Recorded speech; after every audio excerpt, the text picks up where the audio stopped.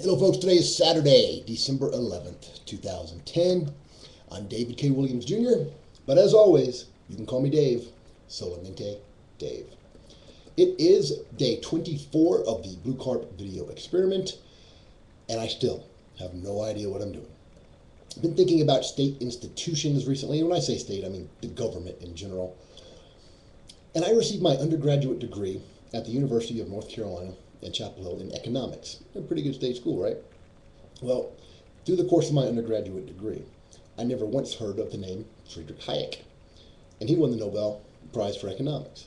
Now, and of course I didn't hear about Ludwig von Mises, Murray Rothbard, all the other important economists in what they call the Austrian School of Economics. Why? I was thinking about this. The Austrian School of Economics proves that government planning fails.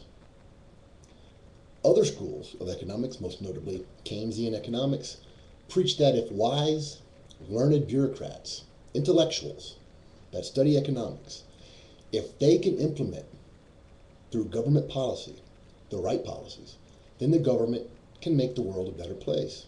Now, so if you are a young economist studying the issues and you want to make a difference in the world, that's a natural thing to want to do. Which school of thought are you going to be drawing? The one that says economists should stop meddling in the economy and let people make voluntary choices without government interference, or the one that says economists are super smart and if they learn to do the right things and they make the right decisions, they can make society better. Well, self-selection in the field, confirmation bias, they're going to result in most economists pursuing the line of thought that elevates their importance and gives them more control. Hence, there's a relatively small number of people that get it right, the Austrians. Now, on a different note, I can't say I've ever studied Nietzsche. There's the old joke, Nietzsche says God is dead, and then the next line says Nietzsche is dead, God. But I did stumble across a Nietzsche quote that I think is true. He said, "The individual has always had to struggle to keep from being overwhelmed by the tribe. If you try it, you will be lonely often and sometimes frightened. But no price is too high to pay for the privilege of owning yourself." Amen, brother. Now, I have no idea where Nietzsche went with that, but I know it's a good starting place. Final item, the Obama-GOP tax cuts and unemployment benefit compromise just gets worse and worse. As Frederick Frommer and Mary Claire Jelinek of the Associated Press write, quote, "In the spirit of the holiday season, President Barack Obama's tax cut deal with Republicans is becoming a Christmas tree tinseled with gifts for lobbyists and lawmakers." Gotta love the imagery there painted. They go on to note, the tax deal, reached behind the scenes and still informal, now includes ethanol subsidies for rural folks, commuter tax breaks for their cousins in the cities and the suburbs, and wind and solar grants for the environmentalists, all aimed at winning votes. Talked about this ever since day one of the BlueCarp video experiment. This is how the game works. To get anything done in DC, the politicians get together, they barter for billions of tax dollars to split up amongst themselves and their cronies, people that support them. This is immoral. How could it be any more immoral?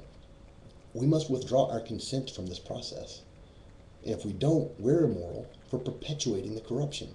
And it's not even money that they've already got. They're stealing it from people that aren't even born yet, taking it against their will. And speaking of corruption, this ties right in with that. Former Interior Secretary of Gale Norton has been cleared of charges. Cleared, all right? She's been cleared. She's been cleared of charges for, she's investigated for ethics charges for steering billions of dollars in leases to Shell Oil when she was Secretary of the Interior, and then shortly after she left Secretary or the Interior Department, she got a job with them. Not a bad deal, huh? Of course, she was cleared. Mary Kendall, who is the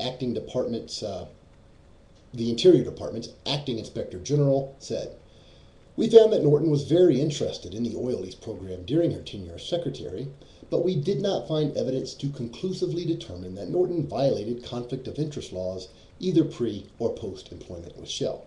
Of course not. That's the way the game is played. We mere serfs are tokens for the landed gentry to move around on a game board. Now, I hope I don't sound like some crazy conspiracy theorist because I'm really not. There's only one conspiracy, and it's very simple. People with lots of money and power want to keep both. And ideally, they can want to obtain more.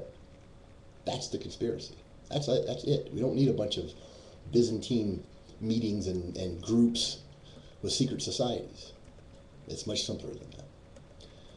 Today is Saturday, December 11th, 2010. I'm Dave Williams. Follow my blog at www.bluecarp.com.